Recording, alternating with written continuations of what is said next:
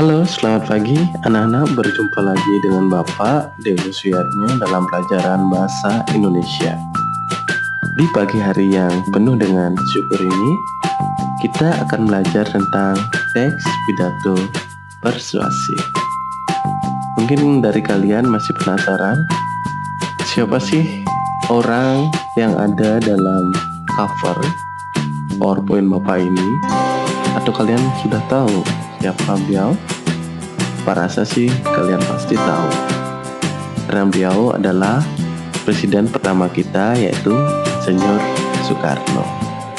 Nah, beliau adalah salah satu orator terbaik bangsa kita, dan bahkan mungkin juga yang terbaik di dunia, karena beliau mampu menghipnotis ribuan rakyat Indonesia agar berjuang untuk merebut dan mempertahankan kemerdekaan Republik Indonesia.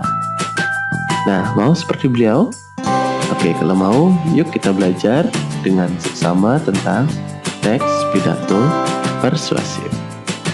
Nah, pada hari ini kita akan membahas beberapa hal terkait dengan teks pidato persuasif. Yang pertama adalah, apa sih definisi dari teks pidato persuasif? Yang kedua adalah ciri-cirinya seperti apa, kemudian struktur dari teks pidato persuasif ini seperti apa, kebahasan teks pidato persuasif, dan kita akhiri dengan penugasan. Nah, bagian yang pertama, definisi atau pengertian dari teks pidato persuasif. Teks pidato persuasif yaitu teks yang disampaikan secara lisan pada halayak yang isinya berupa ajakan atau bujukan. Pernyataan-pernyataan di dalam teks pidato tersebut mendorong seseorang untuk mengikuti harapan atau keinginan-keinginan orang yang berpidato tersebut. Nah, contoh real dari teks pidato persuasif ini adalah setiap 5 tahun sekali kita melaksanakan pesta demokrasi, pasti ada calon legislatif yang akan berpidato di hadapan masanya. Tujuannya apa? Tujuan agar masa tersebut mau memilih dirinya sebagai calon legislatif atau calon Dewan Perwakilan Rakyat. Begitu juga pada akhir-akhir ini kita lihat Presiden Jokowi juga menyampaikan beberapa pidato persuasif yang bertujuan adalah untuk mengajak rakyat Indonesia memakai masker agar bangsa kita bisa bebas terhadap pandemi COVID-19 yang sudah hampir 2 tahun ini. Nah, kalau di kalangan sekolah sendiri, ketika seorang calon ketua OSIS menyampaikan visi misinya, di sana juga akan ada ajakan agar orang yang mendengarkan pidatonya tersebut memilih dia sebagai ketua OSIS. Nah, itu adalah contoh beberapa dari teks pidato persuasif. Oke, kita beralih ke poin berikutnya, yaitu ciri-ciri dari teks pidato persuasif. Oke, kita klik ya. Nah, pasti ada yang bertanya, apa sih perbedaan antara teks pidato persuasif dengan teks pidato lainnya, Pak? Oke, sekarang Bapak jelaskan ya. Teks pidato persuasif bertujuan untuk mempengaruhi atau membujuk para pendengar untuk melakukan sesuatu. Nah, poinnya ada di sini. Membujuk pendengar untuk melakukan sesuatu. Berarti dalam teks pidato persuasif tersebut ada unsur ajakan untuk melakukan sesuatu. Sedangkan pada teks pidato lainnya atau teks pidato biasa bertujuan untuk menyatakan pendapatnya atau memberikan gambaran suatu informasi yang benar, objektif, dan jelas. Jadi tentunya dalam hal ini tidak ada unsur ajakan, hanya berupa menyampaikan informasi saja. Ya, jadi jelas kan? Nah, ciri-cirinya dari teks pidato persuasif ini adalah, yang pertama, bersifat mendorong atau mengajak orang untuk melakukan sesuatu. Yang kedua adalah membangkitkan emosi pendengar agar meyakini kata-kata sang orator. Dan yang ketiga, menggunakan kalimat yang bersifat membangun. Dari struktur. Oke, struktur dari teks pidato persuasif ini dibangun dari 3 bagian.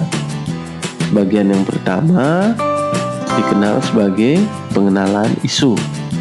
Bagian yang kedua disebut dengan rangkaian argumen. Dan bagian yang ketiga yaitu pernyataan ajakan. Ini urutannya harus tetap pengenalan isu terlebih dahulu, rangkaian argumen, baru pernyataan ajakan. Apa sih pengenalan isu tersebut? Nah, pengenalan isu itu adalah pengantar atau penyampaian tentang masalah yang menjadi dasar tulisan atau pembicaraan. Kemudian rangkaian argumen yaitu sejumlah pendapat dari penulis atau pembicara terkait dengan isu yang dikemukakan pada bagian sebelumnya. Jadi, isu yang sudah disampaikan pada bagian sebelumnya ini diperkuat lagi oleh argumen-argumen dari si penulis atau si pembicara. Dan yang terakhir, bagian yang terakhir, pernyataan ajakan.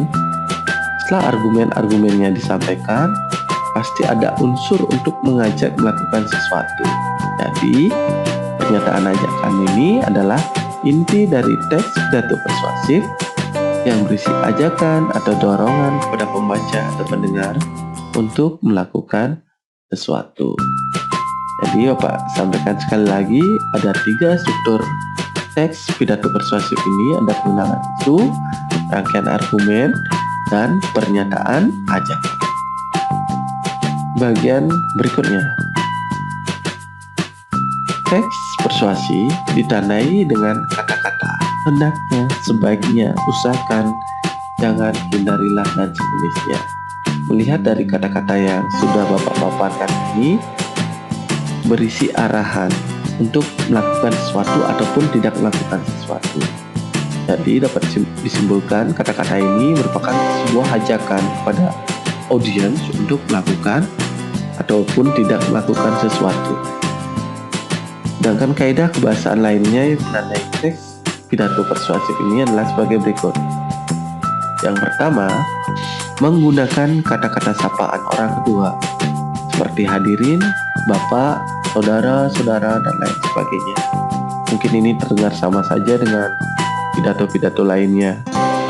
Kemudian nomor 2, menggunakan kata-kata argumentatif.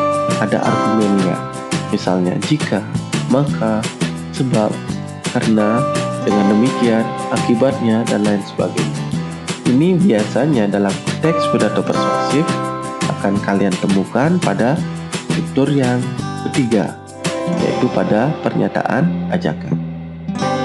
Kemudian nomor 3, menggunakan kata kerja mental.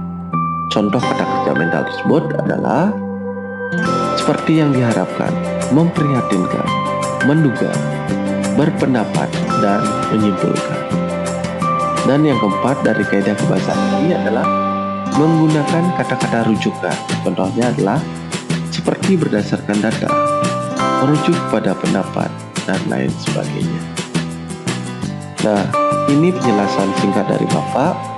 Kalian juga bisa memperdalam dari sumber-sumber yang lainnya, bisa dari paket, kemudian dari buku-buku pendamping lainnya, kemudian ada juga dari sumber-sumber internet. Tapi ingat, kalau cari dalam sumber internet tersebut harus cari yang kredibilitasnya sudah teruji, karena banyak juga informasi-informasi dari internet yang keabsahan informasinya itu masih diragukan. Kalian harus pandai-pandai memilih informasi. Dan berikutnya,